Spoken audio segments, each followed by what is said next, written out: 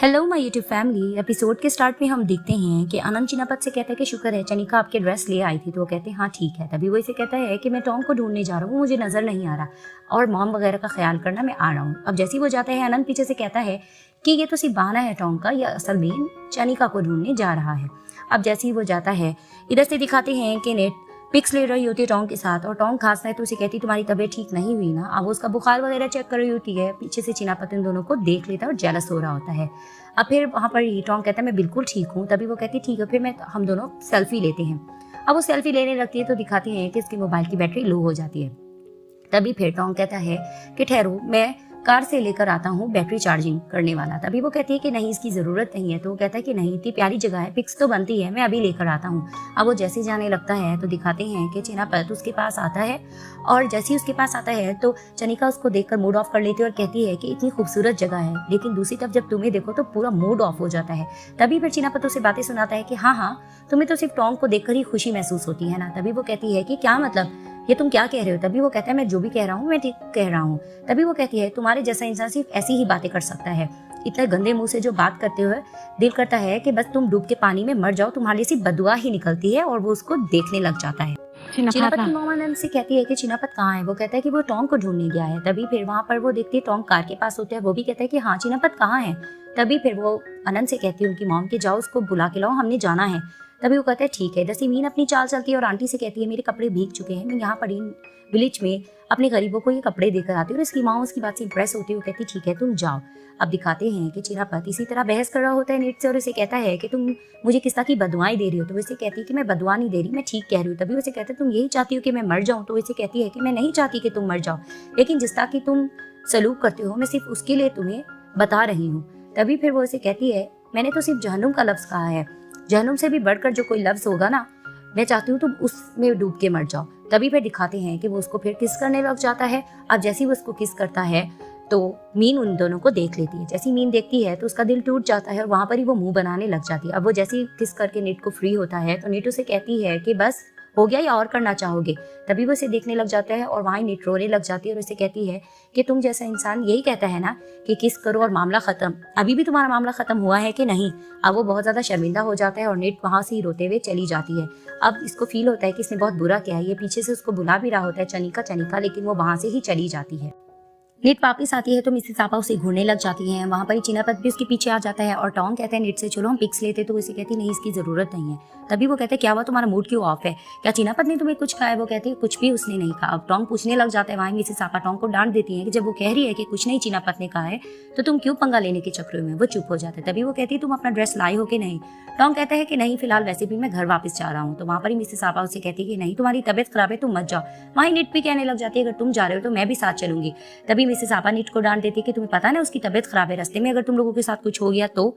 तभी वो कहती हैं कि अगर तुम्हें शौक है तो तुम आनंद के साथ चले जाना। वहां पर ही चिनापत कहने लग जाता है कि नहीं इसकी जरूरत नहीं है, वैसे भी आनंद हमारे साथ ही रुकेगा और उसे लेट हो जाएगा अगर वो इसको छोड़ने गया। तभी फिर मिसेस आपा कहती है कि बस अब तुम लोग हमारे साथ रहोगे। अब नीटू और टोंग जा रहे होते हैं और वहाँ पर ही वो खांसता है टोंग और नीटू से कहती है कि तुम दवाइयाँ वगैरह लेना, तुम्हारी तबीयत खराब है। तो वो कहते हैं हाँ मैं ठीक हो जाऊंगा। तभी वो कहता है कि मैं पूछ सकता हूँ चिनापत ने तुम्हें क्या कहा था, तुम्हारा मूड क्यों ऑफ है। तभी वो इसे कहती है कि मैं इसके बारे में बात नहीं करना चाहती। तभी दिखाते हैं इसको आंटी सेवन की कॉल आती है। तो टोंग कहता है कौन है। तो वो कहती है ये नर्स है, मेरे बाबा का केयर करती है। तभी वो आंटी से बात करने लग जाती है तो आंटी भी उससे हाल चाल पूछ के कहती है पीछे कौन खड़ा है। तो इसे बताती है मेरा फ्रेंड है टोंग। तो टोंग उनसे मिलता है। तभी फिर आंटी कहती है तुम्हारे बाबा की बहुत ज्यादा तबीयत बेहतर लग रही है तो क्या मैं तुम्हारी उनसे बात करवा दूँ। तभी दिखाते हैं कि वीडियो कॉल पे वो उनसे बात करने लग जाती है और उन्हें कहने लग जाती है डैड मैं आपको बहुत ज़्यादा मिस कर रही हूँ। और ये दोनों आपस में बात करने लग जाते हैं। अब मीन चिनापत को लाइन मार रही होती है और उसे कहती है कि रूम का एसी कैसे चलता है। वो इसे एसी भी चला कर देता है। तभी फिर वो बहाने से उससे बात कर रही होती है। जैसे वो जाने लगता है फिर वो उसको कहती है कि यहाँ बैठो मेरी तबीयत बहुत खराब हो रही है। वो उसको सिड्यूस करने के चक्कर में होती है लेकिन चिनापत उसको लाइन नहीं मार रहा होता और वो लेट भी जाती है कि मेरी तबीयत कुछ खराब हो रही है, मुझे ब्लैंकेट वगैरह दे के जाना। लेकिन वो उसके हाथ में नहीं आता, वो वहाँ से चला जाता है और वो वहाँ पर ही सोचने लग जाती है कि इसको है क्या, ये मेरी लाइन मारने में क्यों नहीं आ रहा। इधर से दिखाते हैं कि चिनापत फिर जाता है निट के रिजॉर्ट में और जैसे वहाँ जाते हुए उसको देखने लग जाती है तो उसे कहता है कि मैं चेक करने आया हूँ कि एसी वगैरह सही चल रहा है और टीवी। तभी वो आता है कि रिजॉर्ट का एसी भी चला देता है और वहाँ पर ही निट मूड ऑफ करके खड़ी होती है। तभी वो पीछे इसके आके खड़ा हो जाता है। जैसे वो मुड़कर देखती है उसे कहती क्या हुआ, फिर से क्यों आए हो, क्या तुम मुझे किस करना चाह रहे हो? तभी वो उससे कहता है कि नहीं नहीं ऐसा कुछ नहीं है। कहती है अगर करना चाहती हो तो कर लो, तुम जैसा आदमी सिर्फ यही तो कर सकता है, वैसे भी तुम ये सब इसीलिए भी कर रहे हो क्योंकि मैं पैसों के पीछे तुम्हारे लिए फंस चुकी हूँ। तभी वो कहता है कि नहीं मैं ऐसा नहीं सोच रहा हूँ। तभी फिर वो इसे कहती है कि नहीं ऐसा ही तुम सोचते हो इसलिए तो तुम ये सब गुजरते हो। अब वो शर्मिंदा होकर खड़ा होता है। तभी वो इसे सुनाने लग जाती है कि तुम जैसा इंसान जो इस तरह की हरकतें करता है, इसमें एक औरत अपने आप को सिर्फ नीच समझ सकती है और घटिया समझ सकती है, और फिलहाल मैं अपने आप को ऐसा ही समझ रही हूँ। तभी वो इसे कहता है कि नहीं ऐसा मत कहो, तुम बहुत ज़्यादा कीमती हो। तभी वो इसे कहती है कि नहीं मैं सही कह रही हूँ, जिस तरह की हरकतें तुम कर रहे हो इससे मैं अपना आप यही समझ रही हूँ मेरी डिग्निटी पे जैसे कोई जवाब आ रहा है। तभी फिर वो उसको देखने लग जाता है और उसे कहता है कि नहीं आई एम सॉरी, मुझे पता है मेरी गलती है और इसमें मेरा ही कसूर है। और वहाँ पर ही नीट रोने लग जाती है और वो चुप करके एक दो बार मुड़कर इसको देखता है और वहाँ से चला जाता है।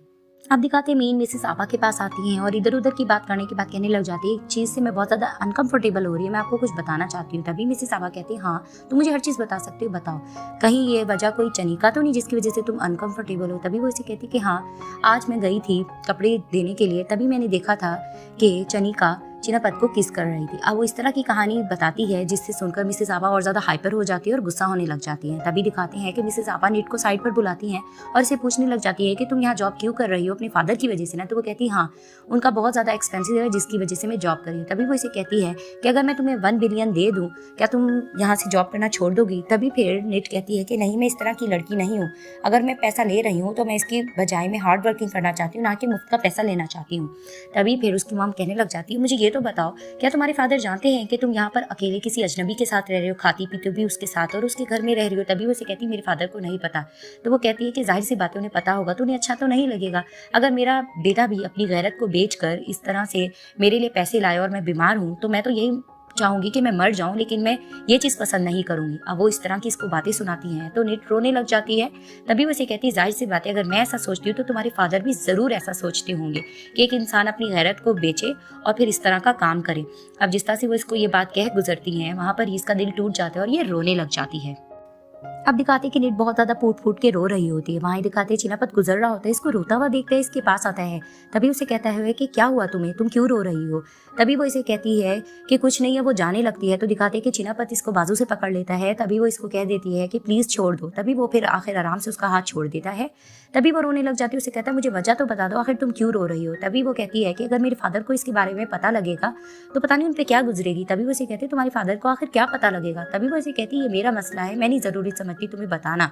तभी फिर वो रोने लग जाती है ये कहकर कि खैर जो भी है मेरे फादर को जब पता लगेगा बहुत तकलीफ होगी, लेकिन मैं ये सब कुछ उन्हीं के लिए कर रही हूँ, मैं चाहती हूँ वो बिल्कुल ठीक हो जाए। अब वो जिस तरह से रो रही होती है तो दिखाते हैं कि चिनापत उसके शोल्डर पर आखिर हिम्मत करके हाथ रख देता है और उसे चुप कराने लग जाता है। तभी फिर उसे कहता है कि तुम अपनी डैड को मिस कर रही हो ना, ठीक है मैं ऐसा करता हूँ कि नेक्स्ट वीक मैं तुम्हें वहाँ पर मिलवाने के लिए ले जाता हूँ। तभी फिर जिस तरह से वो चुप कर आ रहा होता है थोड़ी देर बाद वो साइड पर हटती है और कहती है बस इसकी ज़रूरत नहीं है, और वो यहाँ से चली जाती है। अब टोंग आकर चिनापत से रूम चार्जेस की बात करता है और वहाँ पर मिसेस आपा पीछे से जवाब देती है कि मैंने तुमसे कोई चार्जेस नहीं लेने। तभी वो उसे कहता है मैं यहाँ से जा रहा हूँ, मेरे अंकल की डेथ हो गई है। तभी यहाँ पर चिनापत भी हैरान होता है और उसे कहता है ये वही अंकल तो नहीं जिनके साथ हम लोग फुटबॉल खेलते थे? तभी फिर टोंग कहता है हाँ ये वही अंकल है। तभी फिर वो कहता है मुझे हैरत हो रही है उनको क्या हुआ था? तभी वो बताता है कि उनको हार्ट अटैक हुआ था। तभी फिर वहाँ पर चिनापत कहता है कि मेरी तरफ से उनको कंडोलेंस और उनकी गर्लफ्रेंड को भी कंडोलेंस दे देना। तभी वो कहता है ठीक है, और वहाँ पर ही आंटी कहती है ठीक है तुम जा सकते हो, और वो वहाँ से चला जाता है। इधर से दिखाते कि नीट फ़ोन करती है टोंग को और उसको भी अफसोस करती है कि मुझे बहुत अफसोस हुआ तुम्हारी फैमिली मेम्बर के बारे में। तो उसे कहता है हाँ मैं बहुत जल्दी में था तो मैं नहीं बता पाया। तो वो कहती कोई बात नहीं, तुम्हारी तबीयत भी तो ख़राब थी। तो वो कहता है हाँ वो तो ठीक हो जाएगी। तभी वो इसे कहती है अपना ख्याल रखना। तभी वो कहता है मैं जा तो बैंकॉक ही रहा हूँ, मुझे बताओ तुम्हारे फादर किस हॉस्पिटल में, मैं उनसे ज़रूर मिलूंगा, और वो उसको एड्रेस बता देती है। अब मिसेस आपा और चनिका वाले आते हैं एक रेस्टोरेंट और वहाँ पर ही ये लोग कॉफ़ी पीने जा रहे होते हैं। तो वहाँ पर ही नीट कहती है कि मैंने कुछ स्वीट्स लेना है, मैं वो लेने जा रही हूँ। तभी पे वहाँ पर चिनापत भी कहने लग जाता है कि मुझे भी स्वीट्स लेना है आनंद, तुम अम्मी वगैरह को अंदर लेकर जाओ। और वहाँ पर ही मीन और मिसेस आपा बहुत ज़्यादा अपसेट होने लग जाती हैं। अब दिखाते हैं कि वो रेस्टोरेंट चली जाती हैं। इधर से दिखाते हैं कि टोंग और पा जाते हैं अंकल से मिलने के लिए हॉस्पिटल। अब जैसे उनसे मिलने के लिए जाते हैं आंटी सैंग बता देती है कि ये नीट के फ्रेंड्स हैं। अब वो इनसे मिलते हैं और इधर उधर की बात करते हैं और उन्हें बताते हैं कि नीट बहुत ज़्यादा खुश है, आजकल वो घूमने फिरने भी गई हुई है और आपकी बहुत ज़्यादा परवाह करती है, आपको बहुत मिस करती है। तभी वहाँ पर अंकल इनकी बातें ये सुन रहे होते हैं और वहाँ पर ये टोंग भी कहने लग जाते हैं कि अंकल आप जब बिल्कुल ठीक हो जाएंगे तो आप हमसे मिलने ज़रूर आना। अब इधर से इनकी डिस्कशन चल रही होती है, इधर से दिखाते हैं कि नीट स्वीट्स वगैरह ले रही होती है, वहाँ पर चिनापत भी ले रहा होता है। अब दिखाते हैं एक ही डब्बे को दोनों पकड़ने लगते हैं और वहाँ पर ही नीट कहने लग जाती है कि यहाँ पर और भी बहुत सी चीज़ें तुम वो भी खरीद सकती हो। तभी वो इसे कहता है कि मेट्स को घर में ये चीज़ें पसंद है, मैं इसलिए ले रहा हूँ। तभी फिर वहाँ पर दिखाते हैं कि टोंग की कॉल आती है। अब जैसी टोंग की वीडियो कॉल आती है तो वो दोनों इससे बात कर रहे होते हैं और चिनापत देख रहा होता है। तभी वो इसे बताते हैं कि हम हॉस्पिटल आ गए हैं, यहाँ पर हमने अंकल से मिल लिया है। अब वो खुश होने लग जाती है और वहाँ पर ही टोंग कहता है कि तुम्हारे डैड भी तुम्हें बहुत मिस कर रहे हैं, चलो मैं तुम्हारी उनसे बात करवाता हूँ।